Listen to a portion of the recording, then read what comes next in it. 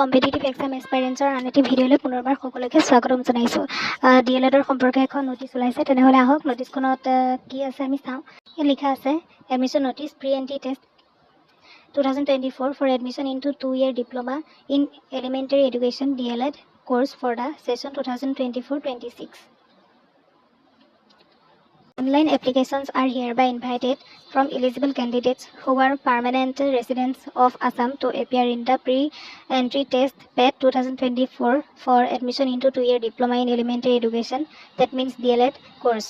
The course will be conducted in the NCTE recognized teacher education institutes of the state for the academic session 2024-26.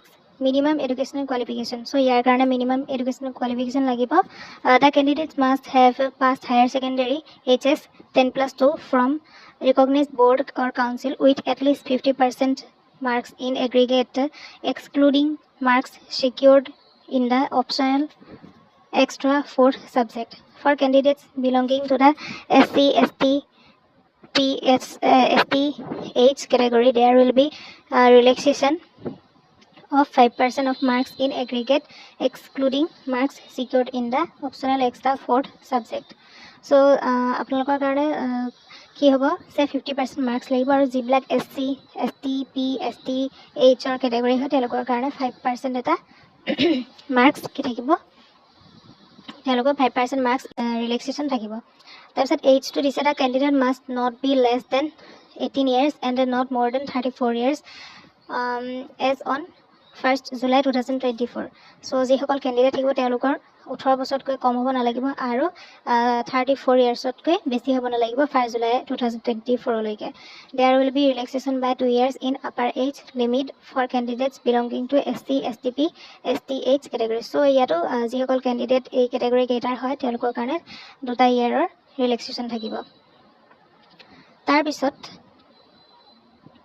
reservation of কথা কৈছে reservation of seats for the candidates belonging to reserved categories excluding OBC, MOBC, ST, P, SC, STH, person with disability, PWD, EWS will be as per reservation policy.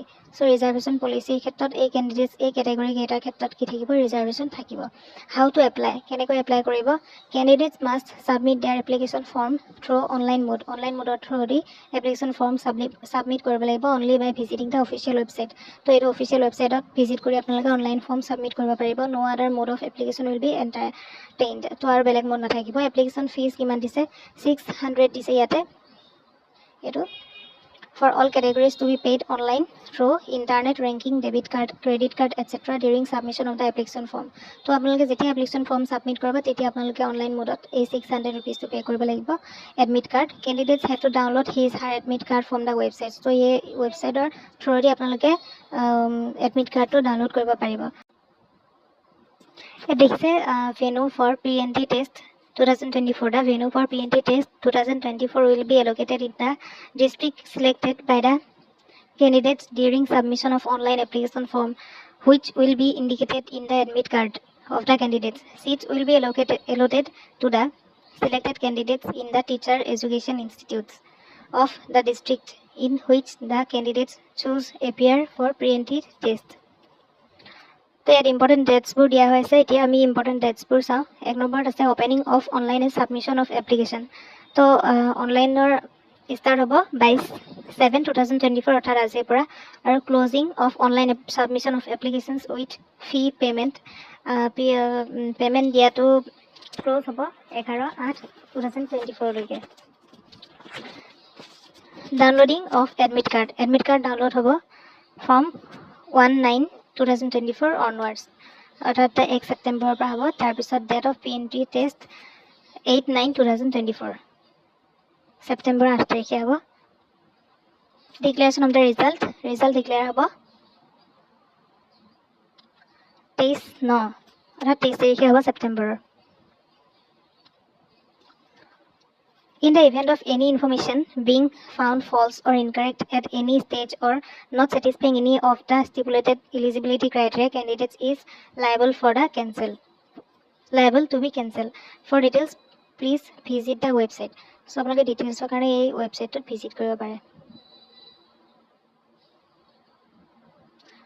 তো এইখানে আছিলে P entry টেষ্টৰ কাৰণে এডমিশ্যনৰ কাৰণে এই গোটেইখিনি ডিটেইলছ আশা কৰোঁ আপোনালোকে বুজি পাইছে সো এনেধৰণৰ ভিডিঅ'সমূহ পাই থাকিবৰ কাৰণে আমাৰ চেনেলটো ছাবস্ক্ৰাইব কৰি দিব আৰু কাষতে থকা বেল আইকনটো প্ৰেছ কৰি অল কৰি দিব যাতে আমাৰ আহিবলগীয়া ভিডিঅ'ৰ ন'টিফিকেশ্যনসমূহ লাভ কৰে তেনেহ'লে আজিৰ ভিডিঅ'টো ইমানতে সামৰিছোঁ ধন্যবাদ